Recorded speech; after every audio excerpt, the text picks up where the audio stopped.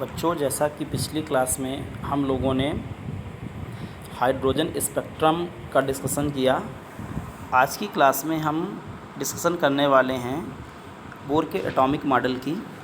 देखेंगे डेनिश भौतिक Shastri Niels Bohr ने रदरफोर्ड द्वारा प्रस्तुत नाभिकीय मॉडल के दोषों की व्याख्या करते हुए प्लैंक के क्वांटम सिद्धांत के आधार पर एक मॉडल बनाया और उस मॉडल को हमने क्या कहा, बोर्स का एटॉमिक मॉडल।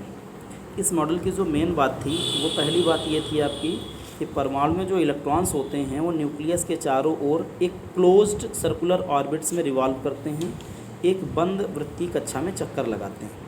और दूसरी बात ये थी कि जो नाभिक के चारों ओर अनेक वृत्ताकार कक्षाएं हैं, सर्कुलर ऑर्बिट्स हैं, उन सब में इलेक्ट्रॉन्स रिवॉल्व नहीं करते हैं। इलेक्ट्रॉन्स केवल उन्हीं सर्कुलर ऑर्बिट्स में रिवॉल्व करते हैं जिनका कोणीय संवेग यानी एंगुलर मोमेंटम जो है वो h/2π, इसकी बात करेंगे, h/2π के पूर्ण गुणित होता है, यानी इंटीग्रल मल्टीपल में होता है।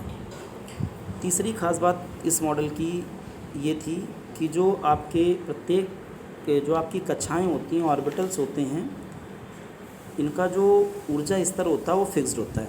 एनर्जी लेवल्स जो होते हैं आपके फिक्स्ड होते हैं और उनमें एक लिमिटेड एनर्जी पाई जाती है जिसे हम लोग क्या कहते हैं, एनर्जी लेवल कहते हैं। इन कक्षाओं में जो इलेक्ट्रॉन्स घूमते हैं उनकी ऊर्जा स्थिर रहती है, मतलब ना तो वो एनर्जी को एब्जॉर्ब करते हैं और ना ही एनर्जी को वो रेडिएट करते हैं। इसके साथ साथ ये जो कक्षाएं होती हैं, चूँकि इनसे रेडिएशन तो होता नहीं है, तो ये अत्यधिक स्थायी हो जाती हैं, स्टेबल हो जाती हैं। इसके कारण इनको हम लोग स्थायी कक्षाएं भी कहते हैं।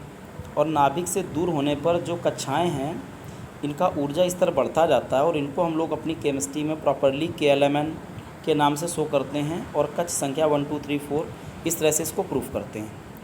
फिर नेक्स्ट पॉइंट की बात करेंगे तो अगला पॉइंट आप देख सकते हैं, जब तक इलेक्ट्रॉन एक निश्चित ऊर्जा स्तर की स्थायी कक्षा में घूमता रहता है, तब तक वो एनर्जी को ना तो एब्जॉर्ब करता है और ना ही इमिट करता है, ना ही रेडिएट करता है। लेकिन ये बात आप ध्यान रखेंगे कि जब कोई इलेक्ट्रॉन्स एनर्जी को एब्जॉर्ब करता है तो वो लोअर एनर्जी लेवल से हायर एनर्जी लेवल में, या बोल सकते हैं अपने से बाहर की कक्षा में चला जाता है। सेम सिचुएशन आपकी रेडिएशन की होती है।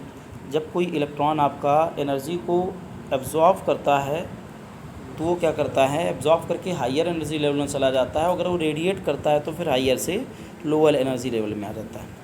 तो ये था आपका नील्स बोर का एटॉमिक मॉडल। ध्यान रखेंगे, नील्स बोर ने अपना जो एटॉमिक मॉडल दिया था वो प्लैंक के क्वांटम सिद्धांत के आधार पर दिया था और रदरफोर्ड द्वारा प्रस्तुत किया गया था। ध्यान रखेंगे, नील्स बोर ने रदरफोर्ड द्वारा जो प्रस्तुत मॉडल था उसके अकॉर्डिंग और प्लैंक के क्वांटम सिद्धांत के अकॉर्डिंग, चूँकि रदरफोर्ड के जो मॉडल में कई सारे दोष थे, वो दोष प्लैंक के क्वांटम में काफ़ी कुछ हद तक सॉल्व किए गए और बाकी जो बचे डिमिनट्स रह गई वो बोर्स ने अपने एटॉमिक मॉडल में सॉल्व करी। तो इसके पॉइंट्स आप याद रखेंगे, कंप्लीट कॉपी में नोट करेंगे और फिर नेक्स्ट अगली क्लास में, कल जूम क्लास में पढ़ाया जाएगा।